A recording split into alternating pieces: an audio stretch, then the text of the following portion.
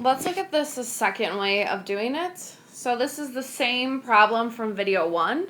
I just want to show you that it doesn't matter what two angles you write, you're going to get the same answer in the end.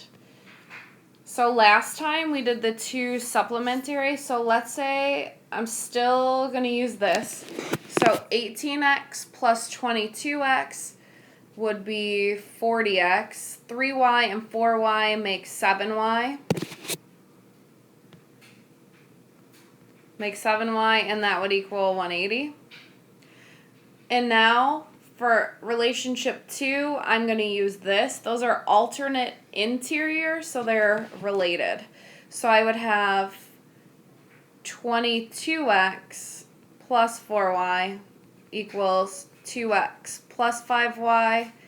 And I'm going to move these so they're over here. So now I would have 20x minus 1y equals 0. So I subtracted 2x from each side and I subtracted 5y. Once again, you need to make opposites. So I could multiply the entire second equation by -2. So I would have negative 40x plus 2y equals 0. Don't forget to do the right-hand side of the equation.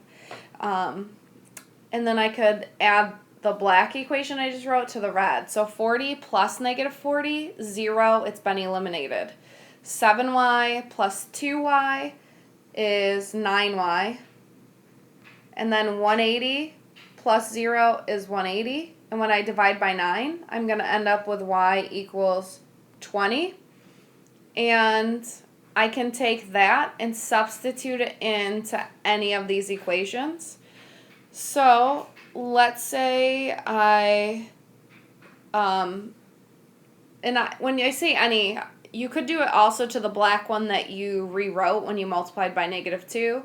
But I would go back to either one of the original ones just in case you made an error. So I'm going to go back to the red or the blue. I'm going to go back to the blue equation.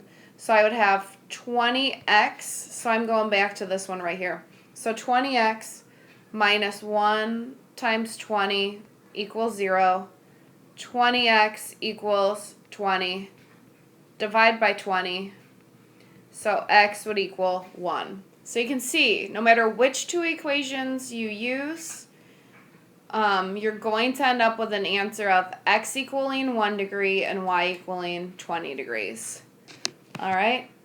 Watch video 3. We're going to talk about quadratic equations.